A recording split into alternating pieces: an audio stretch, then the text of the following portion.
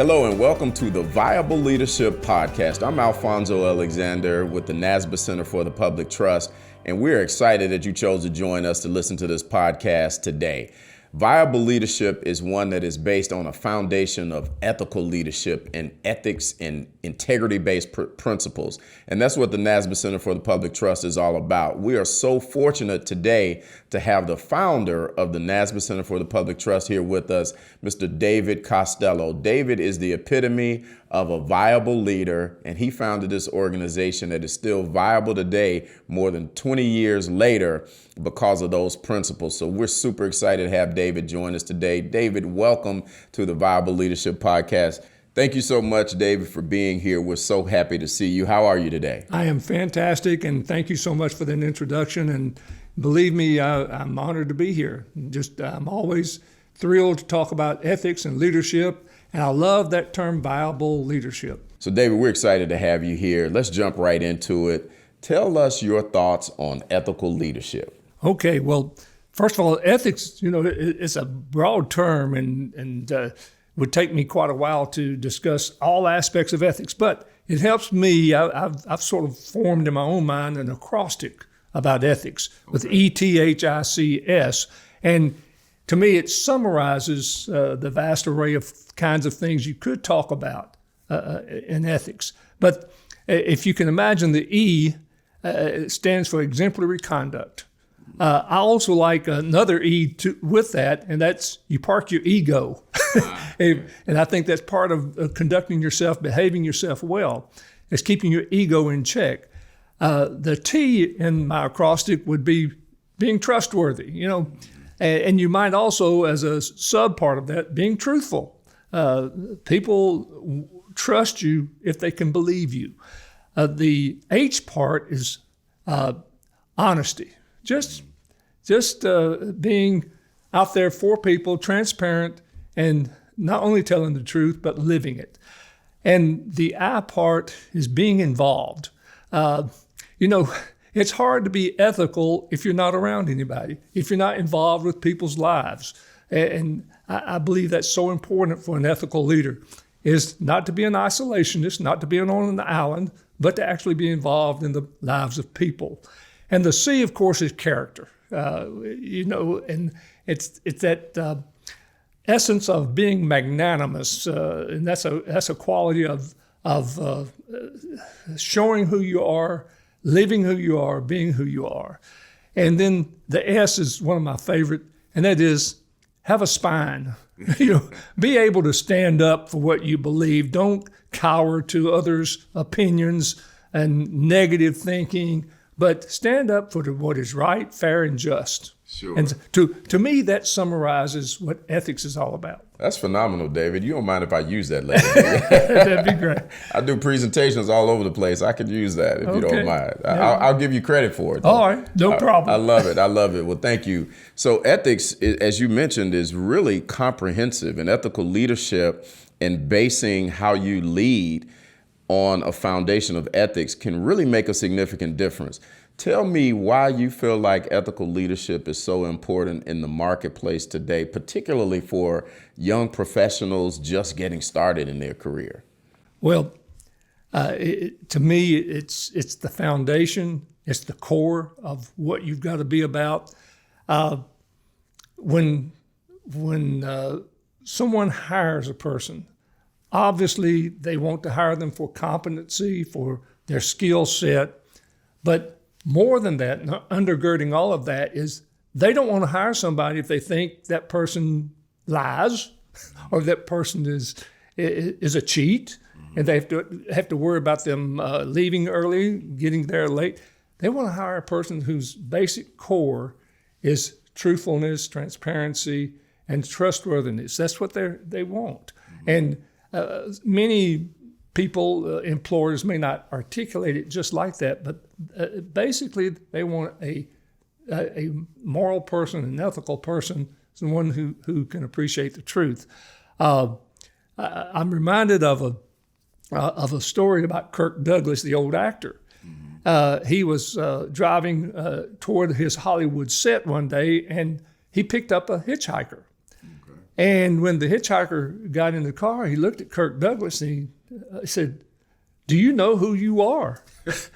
And Kirk Douglas said he thought about that question and he was taken aback. And he said, that's a pretty good question.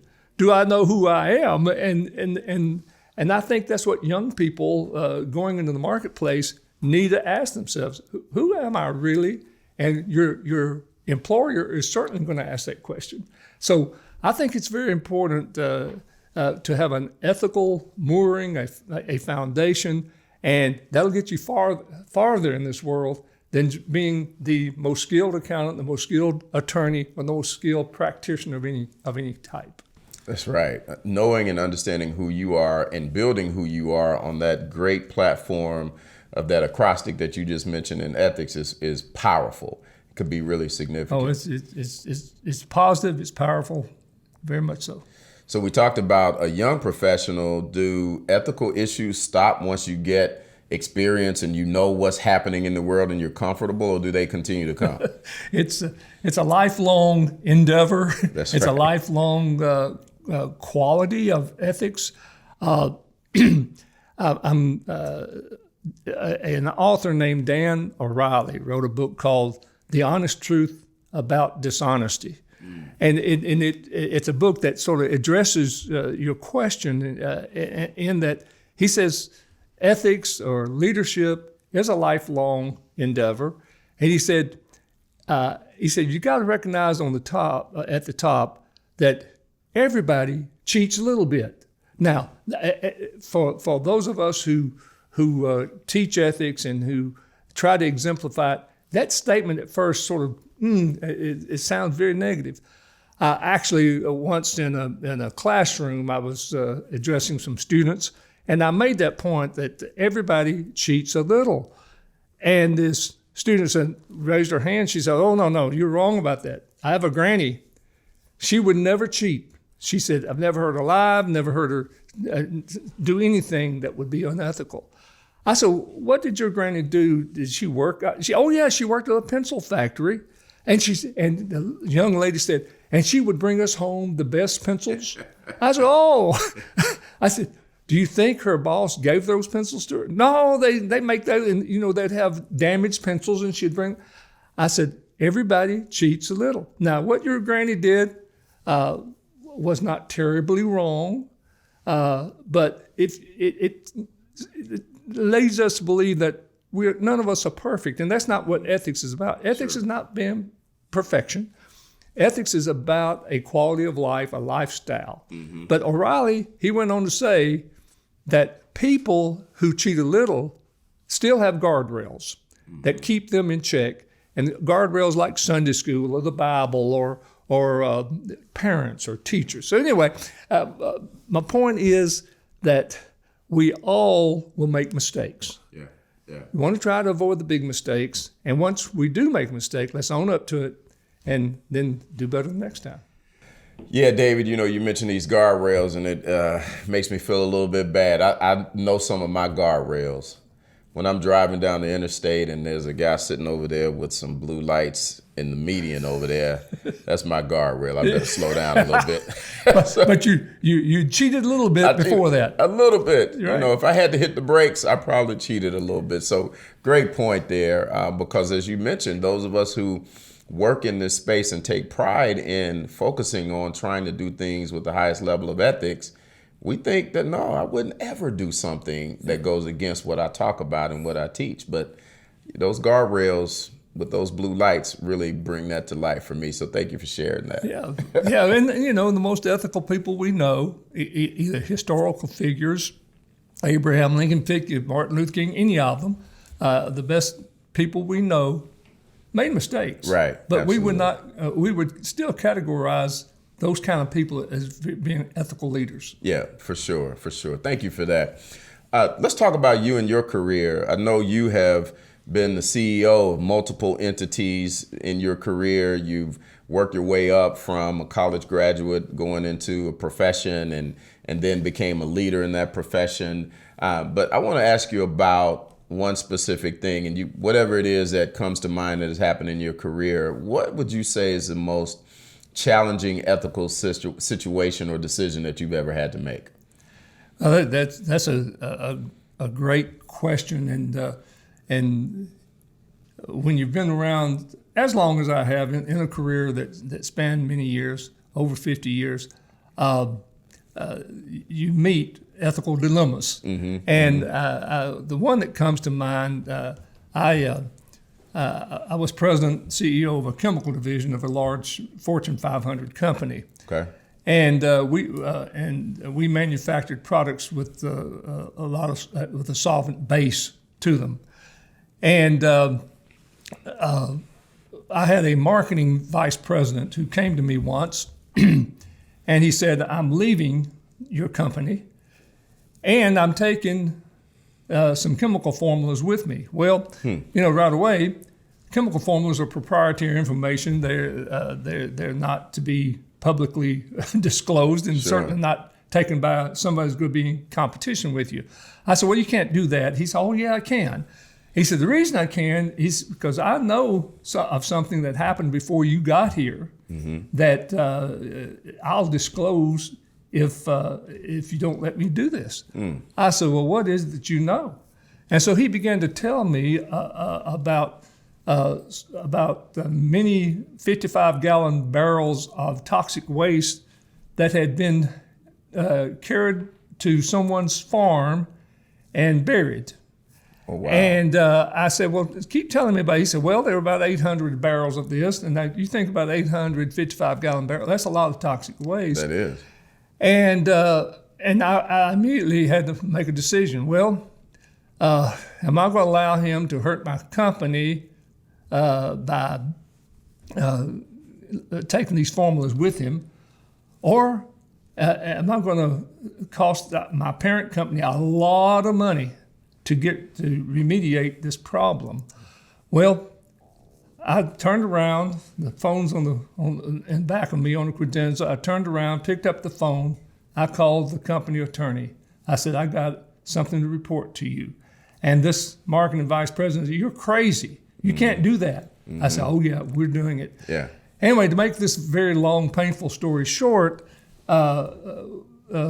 we reported that to the state and the federal officials. And I'm so proud that the parent company did the right thing. It cost them many millions of dollars to right that wrong. Sure. But they did it. And but the ethical decision was, I was right on the firing line. I could have ignored it. Yeah. Let him take those formulas. We would have lost a little money.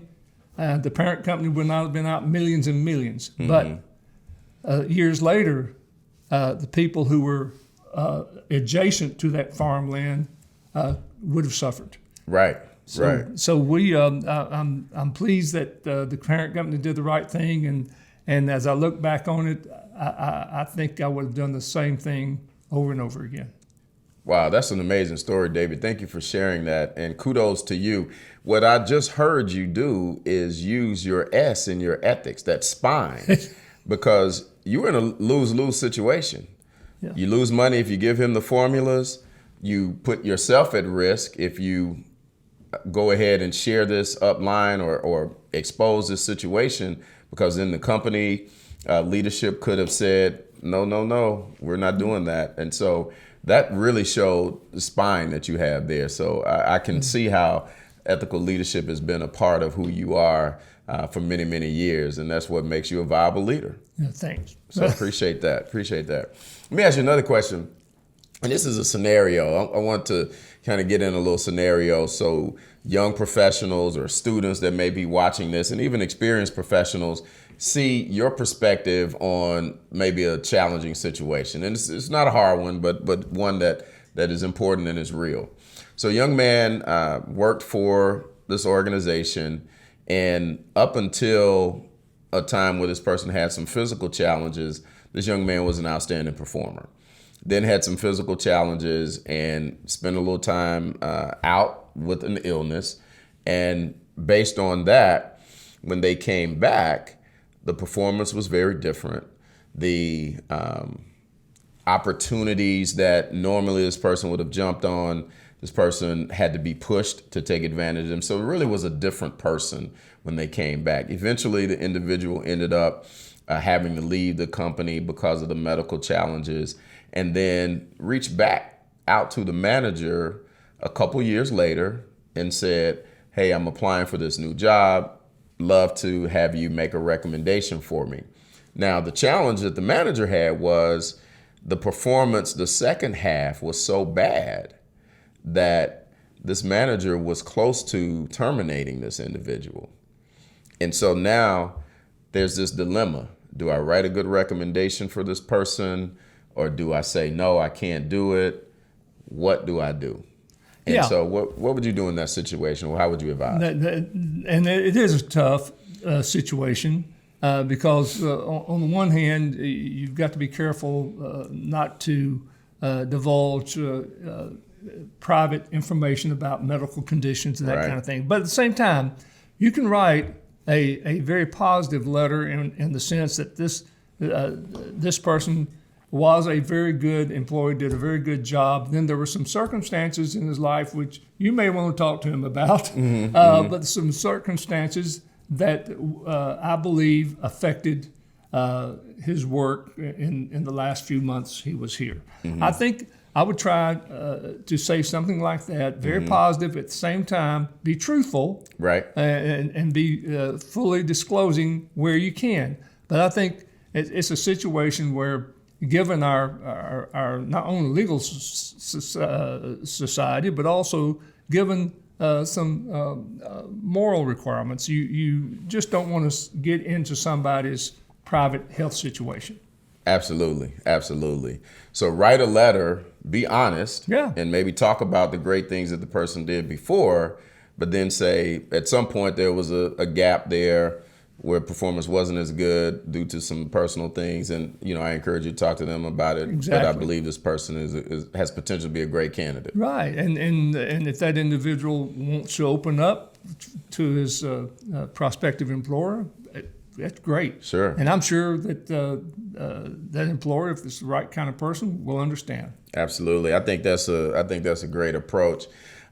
If you had to think about what might be one of the most significant challenges for young professionals getting started in their career that could throw them off track in terms of being what we consider to be an ethical leader on the way to be a viable leader, what would you say that might be, and how would you advise them to navigate away from something like that? Yeah, it depends, of course, on what position they have. If it's in sales, there's always the temptation to exaggerate, be untruthful. If it's in more of a professional setting, accounting or legal or engineering, there's also the temptation to not be totally transparent, to fudge the numbers or fudge the scientific data. And I would encourage people to remember the words of an icon in the music industry, country music, Reba McEntire. Okay. She said, when you're facing difficult situations, and this really applies to our young people who are entering the marketplace, you need to remember three things to be successful and to overcome your obstacles. One is you got to have a wishbone. In other words, you got to be a dreamer. You go to a job and you dream about what you want to accomplish. You got to have a backbone. Okay. And this is particularly important for young people. Sometimes you're going to meet situations, even a boss might ask you to do something you don't want to do. Well, that's where courage and the backbone comes in.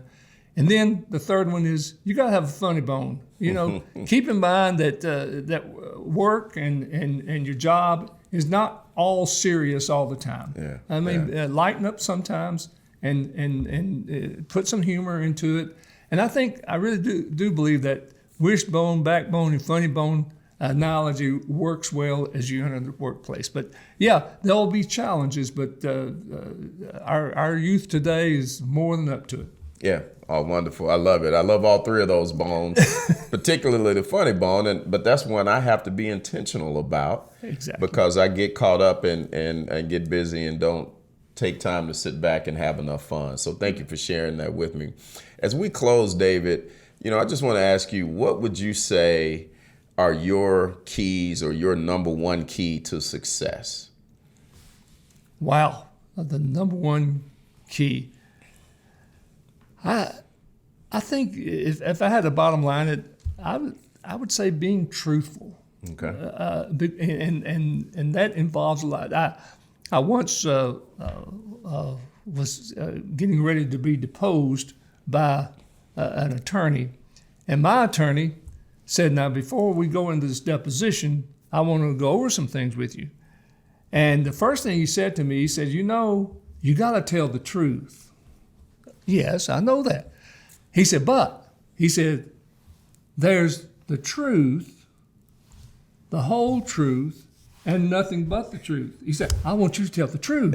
And I thought about that, and what he was saying is, tell everything. Well, I would say that the most important thing is to be totally truthful, and then be transparent about what you're doing, about what you're saying. And I think about, and you can go in any circle you like, whether it's political or whether it's religious or on the playground or at the workplace, truthfulness will always win out. You may not think so in the short term, but I would tell young people, just grind away at the truth. David, thank you. That was a great answer, and I really appreciate you sharing that with us. That's going to be something that I think our listeners will be able to use. Well, it just occurred to me, there's an old poem that really describes what I think young people ought to think about. And the poem is, and I'll try to recite it as best I can. I might stumble through, but it's called The Builder, and it goes something like this, that I saw them tearing a building down, a gang of men in a busy town, with a ho, heave ho, and a lusty yell. They swung a beam, and a sidewall fell. I asked the builder, "Are these men skilled and the ones you'd hire if you had to build?" And he laughed aloud. He said, "No, indeed. Common labor is all I need, for I can easily reckon a day or two what it's taken builders years to do." So I thought to myself as I walked away, which of these roles am I trying to play? Am I a builder who works with care, measuring my life by the rule and the square? Am I am I building my life by well-laid plan, trying to do the best I can? Or am I a wrecker who stalks the town, content with the labor of tearing down? See, I think our young people, or anyone, you got to determine whether you want to be a builder or you want to be a wrecker. And I think our young people coming out of school today far and away want to be builders. And that's what ethics, mooring, and foundation will do for you. David, this mic is attached to some kind of stand here, but if it were one I would hold in my hand, I would just drop the mic and walk away. That's phenomenal. Thank you for sharing that with us. Thank you. So thank you guys for listening to us today and enjoying this conversation that we've been having about viable leadership with the Viable Leadership Podcast. Our guest today was David Costello. David is the founder of the NASBA Center for the Public Trust. We're going to be bringing great conversations like this to you frequently so that we can just be a part of your toolbox and your tool shed of skills and techniques and strategies that you can use to be a great leader, an ethical leader, and most importantly, a viable leader so that your leadership will last. My name is Alfonzo Alexander. It was great being with you today. We look forward to seeing you next time.